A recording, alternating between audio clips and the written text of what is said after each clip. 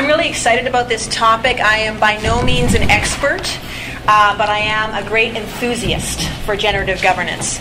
And I base pretty much everything that I'm going to say today from this book. So I'm plagiarizing. There isn't an original thought coming out of my mouth for the next 10 minutes. It's all from this book.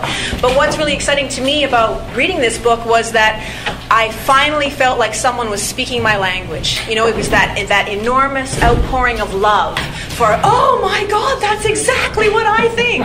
So, although, like I say, I'm quoting from the book heavily, these are actually my firmly held beliefs as well. The book is called Governance as Leadership, Reframing the Work of Nonprofit Boards by Chait, Ryan, and Taylor. I know you're very busy. I know you've got a lot on your plate, but I would highly, highly recommend that you read this book before you get onto the board. At least skim it. At least try to pull something out of it. I spent about 2 days reading it, and I didn't cover every single page, but I got enough to talk to you about it today.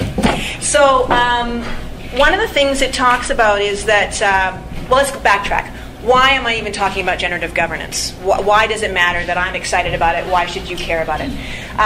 Because I think it's coming. It's being mentioned in the Inspiring Education, the Inspiring Action. I believe firmly that it will be part of the newly defined role for trustees. PSBAA has held a talk on it, which was where I first heard about it. ASBA is picking up on it. Edmonton Public is offering training in it in the fall for new trustees. All the signs are there that this is going to be part of your job. So, why do we need it, and why is it an exciting new part of the job? It's not going to replace all the other obligations. You're still going to have all the fiduciary responsibility. That's not going to change. You're still going to have the strategic governance pieces that will be part of your job, planning, visioning, setting out strategic planning. That's still going to happen. But you also are going to be expected to do this, and you should be really happy about it because it's great. Anyway, why is it coming about? Why this change? The book talks about a widespread disappointment with boards. This is across all nonprofit boards. This is not just about education. But basically people are questioning the effectiveness of boards, the relevance of boards. People on boards are saying, why am I here? What's the point? There's a great quote in here about bright minds languishing on boards. Administration are expressing, or CEOs, administration are expressing great frustration with boards, that they're micromanaging, that they're getting in our kitchen. And often when people say, I have a great board, what they mean is, I have a compliant board. I have a board that doesn't hassle me, right? The book suggests, and I believe, that this is a problem not of the caliber of people involved. I honestly believe that people who are on boards want to do great work, and they're good people. It is, I think, a problem of purpose and a problem of structure. Boards have remained unchanged for the last, 100 years, and we need to update what boards do and how they see themselves. So they become more than just an entity that sets policy that management then implements. And I remember that exact sentence being told to me when I came on the board. That was your job. This book contends, and I would agree, the boards need to be far more than that. And that we're not fully realizing the potential on boards. Currently, boards are involved too late and offer too little. Most of the exciting, critical, analyzing, framing of the question, the generative work, rests with the CEO, or in our case, superintendents, and their executive team. And then the information is brought to trustees at a very late date. So trustees are not involved early enough. Also, I would say that another structural problem that we have is that Robert's Rules of Order, which most boards operate under, does not promote team building, trust, commitment, or collaboration. In fact, I would argue that it does the exact opposite, right? Boards are currently acting as managers. Again, I'm quoting from the book. I'm not making this up.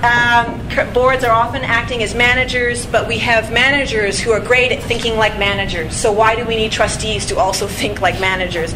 The answer is we don't. There's a great quote in here on page 93 that I'll just read to you. It says, from time to time, a trustee will recommend that the board think outside the box. Basically, a plea to reframe the issue. Usually the suggestion goes unheeded as a fanciful proposal from an unrealistic or disruptive trustee. Most boards proceed to slightly modify and then ratify management's solution to management's version of the organization's problems. An occasion to govern the organization thus becomes merely a chance to counsel management. In the process, the entity granted ultimate power exercises precious little influence. So that's where we are, and I agree, that's where we are right now. Generative governance would shift that. It would add a really critical piece to the trustees' work. What is it? What am I talking about? What is generative governance? There's a bunch of adjectives in here that I'll just share with you quickly.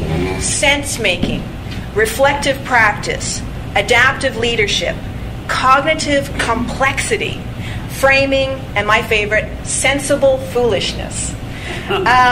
Generative governance is playful, multilateral, non-linear, inclusive, and inquiry-based.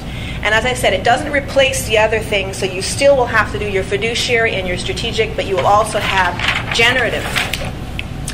I'll just go on to sort of contrast between these three types of governance so you can get a sense of how they are very, very different. There's a great chart on page 132, when you get the book, because I know you're all going to rush out and buy it. It compares and contrasts the three types of governance. Under fiduciary governance, the nature of leadership is hierarchical. Under strategic, it's analytical or visionary. Under generative, it's reflective learners. The board's central purpose under fiduciary is the stewardship of tangible assets. Under strategic, it's the strategic partnership with management. And under generative, it is a source of leadership for the organization. So with fiduciary, your board's core work would be technical, overseeing operations, ensuring accountability. Under strategic, it would be analytical, shaping strategy, reviewing performance. But under generative, it's creative. It's discerning the problems and engaging in sense-making. It's asking, not is what's wrong, which is fiduciary, not is what's the plan, which is strategic, but under generative, it's what's the question. This is a very different way of thinking, and it asks boards to understand what is the question. How are we going to frame this? We have all this data, we have all this information, we have all these reports. What does it mean, right? What is the meaning out of all of this? So it talks about it being about the dialogue is not parliamentary and orderly, as in fiduciary. It's not empirical and logical. It's robust and sometimes playful. So this is going to require an entirely different structure. You obviously, this isn't going to work. This is not going to happen at our board meeting on Tuesday, right? I wish it would. Because this really appeals to me, and I think this is the piece that will make trustees feel like they're really contributing something essential, that their minds, their hearts, their souls, their creativity is being engaged, and that they are very useful to management.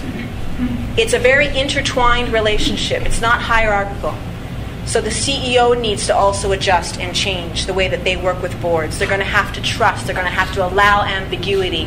They're going to have to encourage multiple points of perspective.